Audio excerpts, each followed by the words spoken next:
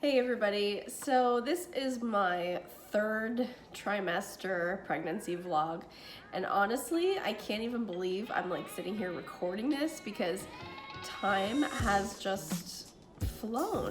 And I know that like we always say time goes by quickly, but especially in something like this, I think I've heard a lot of women talk about how the end of pregnancy sort of drags on and feels really long, but for me, I feel like it's been the opposite. I feel like, oh my gosh, I don't know if I'm like ready for this. I don't know do I have everything that I need? Am I gonna be prepared enough? I feel like I don't have enough time to adequately like finish preparing my mind and my life. And I guess that's sort of a big overarching theme for me this trimester, which is I am almost having a hard time actualizing that this is really happening. And I know that sounds crazy, but it's like if someone told you that you were moving to the moon next week, it would feel impossible. And I actually compared this to when we were gonna move to France. Like, we had the moving company come, all of our stuff was packed, we left our house, we returned our cars, like we sold 2 cars and then we returned the lease on the other one. And even by the time we got on the plane to move here, it still felt like, no, this isn't really happening, is it? Are we doing this? I feel like giving birth and like becoming parents is very, very similar. It feels like, oh my gosh, I mean, I know this is happening. I know that like I feel very pregnant, baby's moving right now, tons, like this is happening, yet it still doesn't feel real. All right, but more importantly, how have I been feeling this third trimester? I've generally been feeling really good. I'm definitely a lot more tired. I get tired a lot quicker. Strength training has been uninteresting, to say the least. One of the things that I really love is yoga. Yoga always feels great, so I've definitely stuck to that. True to my roots, you know. And unfortunately, as you can maybe hear in my voice, I got this terrible, nasty tonsillitis like last week. So I'm 38 weeks pregnant now, and I got this last week. And I cried for like 2 days straight because I felt so horrible, number one. And number two, what kind of BS nonsense is it to get so sick so late in pregnancy? Apparently this is common. I don't like it. Our hospital bags are packed. So I've got like I don't know, maybe a handful of last minute things that I still need to put in there. But overall, those are ready to go. Like if I went into labor today, I would feel okay with what we have. Oh my gosh, symptoms. Oh my goodness. So I've had an easy time with symptoms like in pregnancy in general. But lately, one of the things that has shown up has been my ankles and my feet swelling. Yay! That is not cute, let me tell you. Like, I don't even have an extreme case of it, but it is seriously sort of off-putting to see. Like on yourself.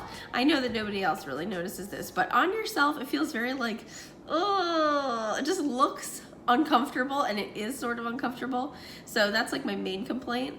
But a couple weeks ago, the baby dropped pretty low, like into my pelvis. So luckily my heartburn has been a lot better. It's definitely improved. I still get it at night, but nowhere near as bad as I had it for a while there. Cravings. So cravings have been like how most people describe their first trimesters. So lately, all I have wanted is just like lots of carbs, and not even good carbs necessarily. I mean, I want sugar, candy, cereal, like a boxed cereal. I'm buying like chocolate cereal. What else? Cookies, pizza, pasta, anything carby, really, I'll eat it. Vegetables are still pretty tough for me, but I'm managing. I'm trying to like force them in, and it's going okay, but yeah, vegetables are a bit of a challenge. Okay, this question comes up a lot, and I want to preface this by saying that all pregnancies are different and all bodies are different. So I get a lot of questions about like, oh, how much weight have you gained? Not in a negative way, just like out of curiosity. And for me, I think I'm up at about 21 pounds for the moment. And I know that's more than some, less than others. And I don't want you to use that as like a statistic to compare yourself to, because one thing that I found really interesting was that basically, depending on like your level of fitness, the baby that you're carrying, like the baby will make sure you gain whatever it is that you need to gain. As long as you're taking care of yourself, you're not like going on a crazy binge every single day. Chances are the weight that you're putting on is just exactly what you need to put on and not to worry about it. And so I've kind of tried to maintain that mentality. And I would say that the third trimester in terms of weight gain has felt a lot easier than the first two. Like, you kind of find a groove with it. I don't feel any negative feelings about having gained weight now. Like, it was a little tough to see those numbers go up at first because it's just so not the direction we're used to seeing our weight go. Like most of us aren't striving to gain weight, especially in a way that feels sort of out of your control. Like it's one thing if you're putting in work at the gym and trying to add muscle, but when you feel like you're being kind of passive and gaining weight, it can feel off-putting at first. But yeah, I've definitely gotten over that in the third trimester, and the weight gain mentally really doesn't bother me anymore. I feel confident in my body's ability to give birth to a healthy baby. I feel confident in my body's ability to remember what it's like to be me without being pregnant, So I'll be really interested and really excited for the challenge of kind of getting in shape again after giving birth. I think that'll be a really fun experiment because I've never had a major life change that sort of threw me off course, so far off course, from my physical goals. So I think that'll actually be sort of fun to be like, I have this brand new vessel now. Like, what do I do with it? How does it move? How do I retrain myself to gain my strength back and all of that? So yeah, the weight gain is what it is. I'm not worried. And now I'm just sort of like, okay, let's see how long it takes me to heal, and when I can get back into my normal routine, I'll be really curious to see how that goes. I also got some questions about what I'm nervous about, what I'm fearful of, and I'm so happy to say that most of my fears have been allayed. I did a few courses that I really found helpful. I read a few things that I really found helpful. I did a whole magazine post on Bad Yogi magazine about this, but just like real quickly, some of the highlights for me were Ina May's Guide to Childbirth, the book. Fantastic. That was the first thing I read, and I was nervous because it was a little bit on the hippie side, but to be honest with you, it was great. Like, it was empowering. It reframed the whole experience of birth and changed the image of birth from something that is scary and medical and torturous to something that is more like a empowering rite of passage. And I think that's exactly what I needed, because I think birth in popular culture is talked about as this horrible thing, when really, like, yeah, it's not easy, it's a challenge and it's intimidating, but at the end of the day, it's this incredible experience that we can fully own and we can take into our hands a little bit more than we feel like we can. So anyway, Ina May's Guide to Childbirth, that was a big one. Another book that I read was Hypnobirthing, the Mongan method. And this one was good. It didn't resonate as deeply with me, even though I really expected it to. It was good, generally positive, a positive message and everything. The only thing that I didn't really jive with was just the fact that I felt like the author was more selling their ability to teach women this particular method rather than fully educating you on the birth experience. Whereas Ina May's book educates you on the entire birth experience from start to finish without any real it has an agenda. It's very hippie-ish, but it still feels very practical, even if you're not a hippie.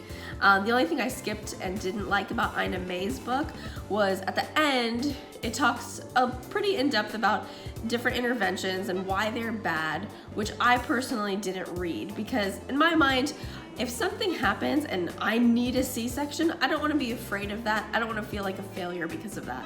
So when it came to that stuff, I just stopped reading, and I took the positive bits and have applied them to my perspective and my mentality. I also did 2 online courses that I cannot recommend highly enough. The first one was the digital pack from the Positive Birth Company. If you do nothing else, you have to get this course. If you want a hospital birth or if you want a home birth, you have to get this course. It is that good. I think it's like less than $50 US. It's super inexpensive. It was amazing. Hands down, best money I ever spent in terms of preparation. I felt like it was practical. It was like science-based. Like, it didn't feel too hokey. It didn't feel too hippie. It felt like it was just really, really rooted in reality, while also giving you that kind of more holistic, empowered approach to giving birth. The second course I took was from a person on Instagram. Her handle is Mommy Labor Nurse, and I loved her page. She has a course that I bought called Birth It Up. She's a labor and delivery nurse, but her course, and she gave birth naturally in a hospital herself, but her course is geared towards educating women who want to have a natural birth in a hospital environment. And so her perspective from being a labor and delivery nurse I thought was really interesting, and I also gained a lot from her course as well, which is equally affordable. It might be like $40 or something.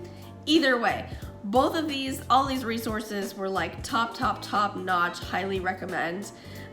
Yeah, so that's my piece on what I have done to relieve some of my fears around the experience.